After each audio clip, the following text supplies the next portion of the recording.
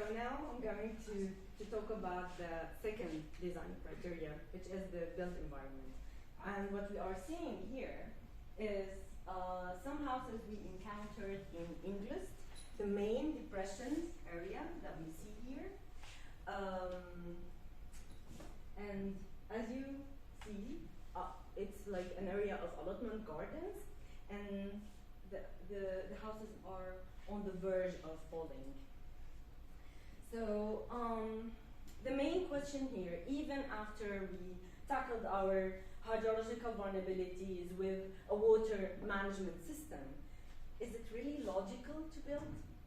Does it really make sense to build in an area that has high levels of groundwater, threat of flooding? And in this situation, even after we tackled the hydrological vulnerabilities, the real question was to build or not to build. So going back to what we found ourselves with, to our analysis. So we have an area that is an entrance of Skive that is mainly public. And then we have a transition area. This transition area could be anything. And then we have the private residential area of Ingvan, Islandvai, and Finlandsvai. So in our design, what we wanted to do, let's go back to our vision. What we wanted to do is to raise awareness. What we wanted to do to raise awareness about not anything, but about not climate change, but about living with water, how we can take water as an opportunity, is to create a new way of sustainable living. And our main goal is to educate.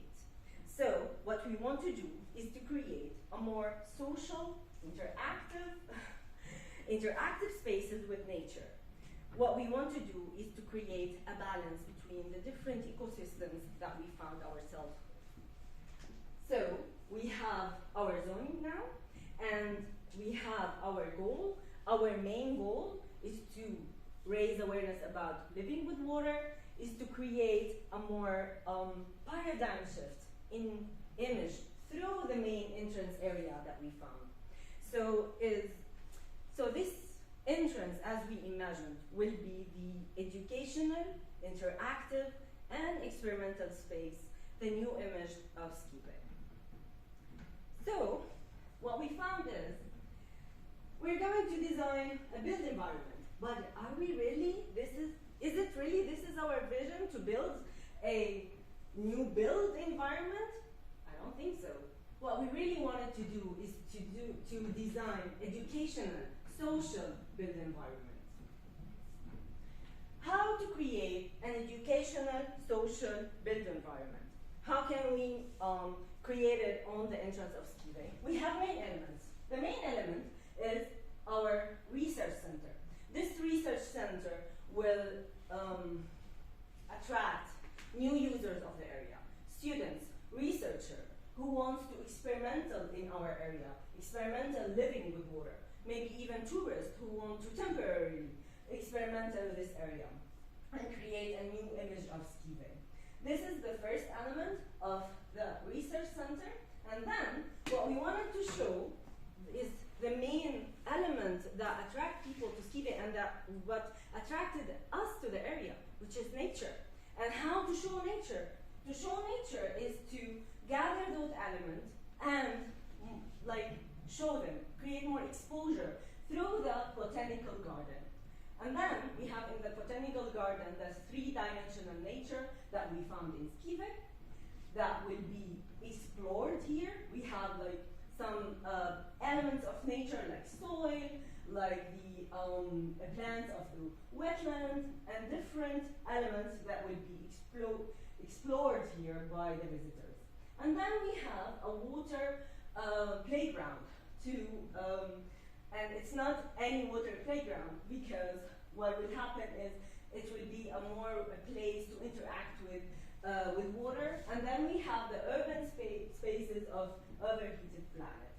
So those two main elements, the climate center and the climate park, will create a knot we called the climate hub. Because the climate center will not be any climate center, will not be a like a research center as a building. It will be also a hub that has untraditional ways of teaching. So it will have a pumping station that pumps the water from our water management system, and it will have a water treatment facility which will push water towards our stream and towards our water playgrounds for people to safely interact with water. So, and the most important part, educational element of this research center is the whole area. The whole area is an experimental way of living. It's a case study for the researcher who will come and try to understand how to live with water. What is the, how we can prevent flooding, to experiment the elements of living with water and not only by the water. And then we wanted to design a residential area because we expected there will be students, there will be new users, there will be tourists who want to experiment living with water. How did we started thinking about designing those residential elements? We started with the unit that usually students live in, which is about 25 to 50 square meters, meters, usually by the dance floor, and we started with the maximum. So we have a unit of 50 square meters that is replicated. We wanted our design to be like an organism that could grow, that could create different arrangement of living.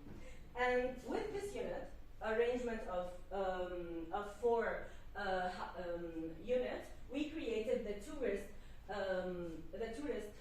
housing. And then we wanted for the students to have more opportunities to meet, more social cohesion. That's why we arranged it in a way that would create more knots for people to meet, for students to meet, and to create more social interaction. And then to show the flexibility of this unit. This unit not only adaptable with the water, with a height of 1.5 meters over the surface.